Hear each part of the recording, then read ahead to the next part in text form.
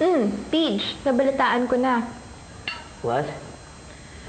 Na nakausap na raw ni Tita Mel si Mommy. Alas ka na daw today? Akala ko ba magtatagal ka pa dito? Sa bagay, bakasyon lang naman ang pinunta mo. Si Nikki pa rin, ano? Sinaktan ka ba niya? What are you talking about? My decision to stay has nothing to do with her. Ang sungit mo naman, Paige. Well, since you're so concerned whether I'll stay or not, aalis na ako mamayang gabi. Ha? Ang bilis naman. Magstay ka na lang dito sa Manila. Sana magbagong isip mo. Kasi kung magstay ka, promise itutour na talaga kita around Manila.